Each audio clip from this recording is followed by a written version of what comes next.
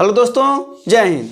आज हम लोग समझेंगे कि जो उत्तर प्रदेश कांस्टेबल में जो न्यू वैकेंसी आई है एचआरओ, एआरओ और ओए का यूपीपी में, जिसे आप कहते हैं head radio operator, assistant radio operator और ऑफिस असिस्टेंट। ठीक है, तो ये आपका भर्ती आई है और आपको पता होगा कि अभी 15 मार्च तक इसका डेट है, यानी इसका डेट बढ़ाया जा चुका है। तो इसके बारे में अभी हम लोग विस्तार से समझेंगे और ये भी बता देते हैं आपको साथ साथ में कि इसकी जो एलिजिबिलिटी है वो है आपका डिप्लोमा। आपको पता भी होगा कि आपने डिप्लोमा कर रखा हो, ठीक है, मैकेनिकल में, इन सब चीज़ों में, वो आप नोटिफिकेशन को देख लीजिएगा। दूसरा बात करें अगर एआरओ की, तो इसमें है 10+2 और 10+2 किसमें? फिजिक्स और मैथ होना चाहिए। क्या होना चाहिए भाई? आपका फिजिक्स और मैथ होना चाहिए 10+2 में।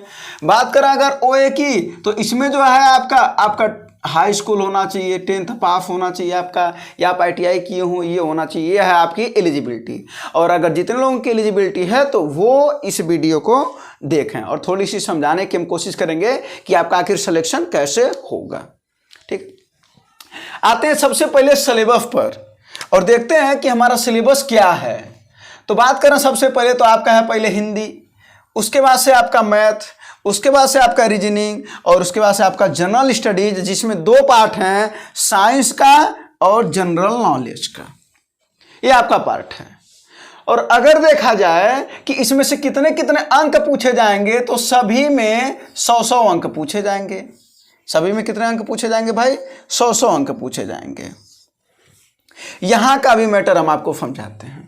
और अगर बात करें कि तीनों का head radio operator, assistant radio operator और ऑफिस असिस्टेंट, तीनों के सिलेबस पूरे सेम हैं, केवल और केवल साइंस को छोड़ दिया जाए तो।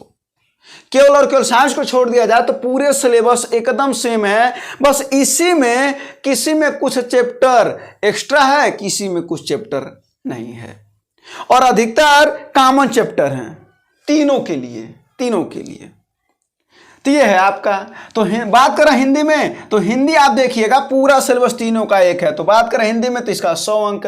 अगर मैथ में समझें तो मैथ को 2 पार्ट में इसने डिवाइड कर रखा है। एक है न्यूमेरिकल एबिलिटी और दूसरा है मेंटल एबिलिटी। इसे आप संख्यात्मक योग्यता कहते हैं और मानसिक योग्यता कहते हैं। और मानसिक योग्यता कुछ रीजनिंग टाइप का होता है और आपको इसमें से कुछ सोचना होता है, ठीक है।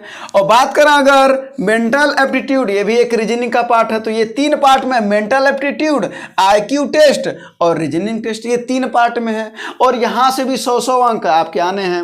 और जनरल स्टडीज की बात करें तो साइंस में आपके फिजिक्स, कुछ ऐसे चैप्टर है जो केमिस्ट्री के भी हैं, उसमें डाले गए हैं, वो आने हैं। और जनरल नॉलेज जरा देखिए तो आपका सामान्य विज्ञान, भारत का इतिहास, भारत का भूगोल, विश्व का भूगोल एवं प्राकृतिक संसाधन, भारतीय संविधान, भारतीय अर्थव्यवस्था, भारतीय कृषि, वाणिज्य एवं व्यापार, जनसंख्या, पर्यावरण, नगरीकरण, उत्तर प्रदेश में राजस्व, मानवाधिकार, खोज, पुरस्कार, खेल, मुद्रा, बहुत सारे चैप्टर दिए गए हैं। अब एक चीज समझिए, हमको सिलेक्शन लेना है, मास्टरी थोड़ी ना करना है। हमें यह देखना कि हमारा सिलेक्शन आखिर होगा कैसे, और जहां से सिलेक्शन हो जाए हम उस पर ज्यादा मेहनत करेंगे। अब देखिए आपका सिलेक्शन होगा कहां। अगर हम बात करें तो मैथ और रीजनिंग की, सबसे पहले देखिए ये 2 सब्जेक्ट ऐसे हैं, मैथ प्लस रीजनिंग, जो आपके सिलेक्शन दिलाते हैं। यही सिलेक्शन दिलाता है, यही वहां तक पहुंचाता है। और बाकी जो हिंदी और जो GS है, जो GK का पार्ट है, ये आपके उस सिलेक्शन को, अगर आपकी ये दोनों में अगर अच्छे मार्क आ गए तो उस सिलेक्शन को पक्का करा देता है। तो सबसे पहले आपको किसमें मेहनत करना पड़ेगा? मैथ और रीजनिंग में। और मैथ और रीजनिंग इतना अच्छा होना चाहिए आपका कि आपके मार्क बहुत अच्छे आए, ठीक है। तो अगर इन दोनों की बात करें तो कम से कम आपके मार्क इन लोगों में 80 प्लस का स्कोर होना चाहिए आपका।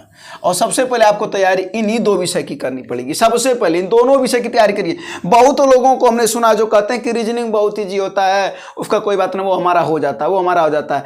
अगर रीजनिंग ईजी है तो आप लोग 100 में से 90 मार्क लाइए, 95 लाइए, अगर इतना ईजी है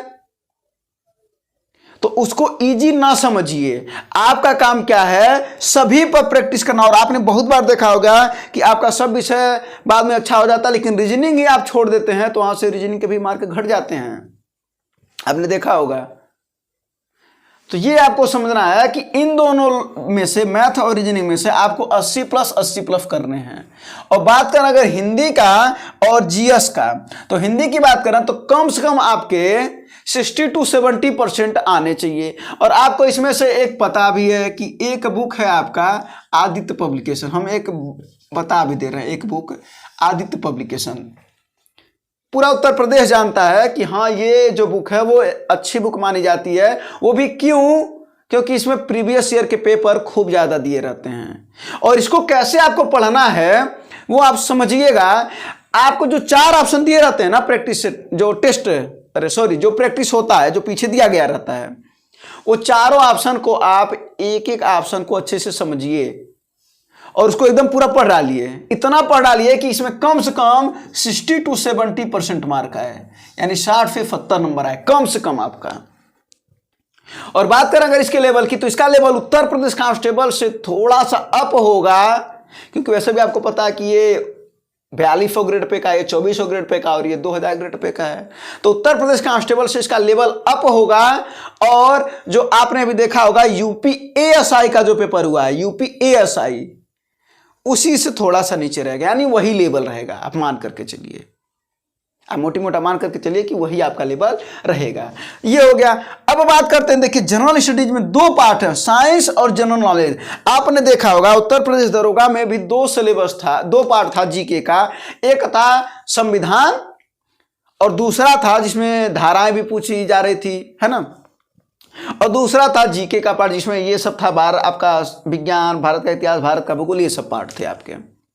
तो वहां से आपने देखा होगा कि कम से कम 40% क्वेश्चन भारतीय संविधान से क्वेश्चन आए थे, भारतीय संविधान, धाराएं, इन सभी से क्वेश्चन आए थे। तो ये मान करके चलिए कि इसमें भी अगर ये 2 पार्ट में दे रखा है तो मान करके चलिए कि इसमें भी लगभग 40% और इससे 60% सवाल आने हैं, यानी 40 नंबर इसमें और 60 नंबर इसमें आने हैं। और इसमें केवल फिजिक्स का ज्यादा पार्ट है और कुछ चैप्टर है केमिस्ट्री के। तो अगर आप साइंस के स्टूडेंट हैं, 10+2 साइंस से किया है, यहां पर भी आपने साइंस पढ़ा ही होगा, यहां पर भी आपने साइंस पढ़ा होगा, और ये अगर आप साइंस के स्टूडेंट हैं तो निश्चित ही आपके साइंस में अच्छे मार्क आएंगे। और अगर आपके साइंस में अच्छे मार्क आएंगे तो कम से कम अगर हम इसको 30 मार्क माना कम से कम, और इसमें आप 20 से 25 मार्क अगर आप इंक्रीज कर लेते हैं, 20 से 25 मार्क, 20 से 25, तो आपके कम से कम इसमें भी 50-55 नंबर आपके आ सकते हैं। तो ये आपको ध्यान देना है। अब हम ये नहीं बता रहे कि इसकी कट ऑफ कितनी बनेगी या कितने नंबर आपको एकदम एक्चुअल में चाहिए, क्योंकि वो तो पेपर के बाद पता चलता है। हम आपको एक मोटी मोटा बता रहे हैं कि आपको इतने % लगभग आने चाहिए। हमारे कहने का मतलब समझिए कि मैथ और रीजनिंग जिस भी तरीके से दे, आपके जो मार्क होने चाहिए, ये 2 सब्जेक्ट बहुत अच्छे होने चाहिए। इस पर कमांड आपकी होनी चाहिए, और कमांड का मतलब होता है ढंग की तैयारी होनी चाहिए। और ढंग की अगर तैयारी करोगे तो निश्चित ही आपका इसमें वो % आ जाएगा। तो हम परसेंटेज की बात कर रहे हैं, और हमें महारत हासिल करनी नहीं है कि नहीं हम जीके में आप इसी को उठा लेते हैं, उसके बाद से देखिए इतना बड़ा भारत का इतिहास, भारत का भूगोल, विश्व का भूगोल, भारतीय संविधान, भारतीय अर्थव्यवस्था, इसमें आप जो लूसेंट में जो चीजें दी गई हैं अगर उतना भी पढ़ लेंगे तो आपके लिए सफिशिएंट है, पर्याप्त है, बहुत पर्याप्त है। तो ये आपको ध्यान देना होगा कि ये, और इस बार आपने देखा भी होगा कि 50% क्वालिफाइंग मार्क है, 50% सभी में, चारों में 50% आपको चाहिए। तो भी बड़ी अच्छी बात है, ये पढ़ने वाले लड़कों के लिए बहुत अच्छी बात होती है, ठीक है। और अगर देखा जाए सीट की तो देखिए ये चारों में मतलब हेड रेडियो ऑपरेटर में कुल 936 पोस्ट है, जिसमें से 750 मेल का है और 186 फीमेल का है। और असिस्टेंट रेडियो ऑपरेटर में कुल पोस्ट 1374, 1100 मेल का है और 274 फीमेल का है। और बात करें ऑफिस असिस्टेंट का तो 120 सीट टोटल है और 97 है मेल का, 23 है फीमेल का। बहुतों ने पूछा क्या इसका फॉर्म भर दें, ये सीट बहुत कम है। एक बात बताइए, आपको एक सीट से मतलब है कि आप चाहते हैं कि हम पेपर दे दें और हमारे घर वालों का भी सिलेक्शन हो जाए, हमारे गांव वालों का भी सिलेक्शन हो जाए, हमारे ग्राम प्रधान का भी सिलेक्शन हो जाए? ऐसा तो नहीं सोच रहे हैं ना आप। आपको एक सीट से मतलब है, आपको एक सीट से मतलब है। तो आप अगर मेहनती होंगे तो निश्चित ही आपको ये फॉर्म भरना चाहिए। नहीं मेहनती है तो कोई फॉर्म मत भरिए, कोई बात ही नहीं है, वो आपकी इच्छा है। तो ये रहा सीटों के बारे में। तो हम ना आपको इसमें ये बताएंगे कि एकदम एक्चुअल कि इसकी सैलरी कितनी होती है, क्या होता है, वो सब एक बेरोजगार के लिए एक नौकरी पाना जरूरी होता है। सैलरी कुछ भी मिल जाए तो सबसे पहले आपको नौकरी पाना है, ये नहीं देखना कि इसकी कितनी सैलरी है, इसकी कितनी नहीं है। तो ये आप याद रखे रहिएगा, ठीक है। और एक चीज बता दे रहे हैं आपको कि हारता वो है जो शिकायत बार बार करता है और जीतता वो है जो कोशिश 1000 करता है। तो इसको भी आपको समझना पड़ेगा। और कहा जाए तो इसके बाद से आपको पता होगा कि एक वैकेंसी और आने वाली है धूमधाम से। उत्तर प्रदेश पुलिस में जो कांस्टेबल की पोस्ट है लगभग 26,000, वो भी आने वाली है। और आप देखिए पूरा का पूरा सिलेबस, अगर ये पार्ट देखेंगे तो यही पार्ट इसमें आता है। बस क्वेश्चन का संख्या कम रहता है। जैसे हिंदी और जीएस मिलाकर के 75 क्वेश्चन होता है, जिसमें 37 और 38 का कॉम्बिनेशन होता है। और मैथ और रीजनिंग मिलाकर के 75 क्वेश्चन होता है, जिसमें इसमें भी 37 और 38 का कॉम्बिनेशन होता है। इसका मतलब हुआ कि अगर आप एक को ढंग का तैयार कर लिए तो निश्चित ही आपका सिलेक्शन कहीं न कहीं तो हो ही जाएगा। और इसी वजह से सुने होंगे कि एक साधे सब सदे, सब साधे सब जाए। तो एक साधिए, अगर एक साध लिए तो निश्चित ही आपका पूरे में सिलेक्शन हो जाएगा। तो हमारा बस जो समझाना था वो ये था कि जो आपका सिलेबस है और मैथ और रीजनिंग को आप एकदम कंसंट्रेट करके इतनी पढ़ाई करिए कि आपके 80% मार्क आए। और वो आते हैं, पढ़ने वाले लड़के के आते हैं। लोग पूछते हैं कि मैथ कैसे तैयार कर रहे हैं। एक बात बताओ, अगर आप लगाओगे ही नहीं तो तैयार कैसे होगा?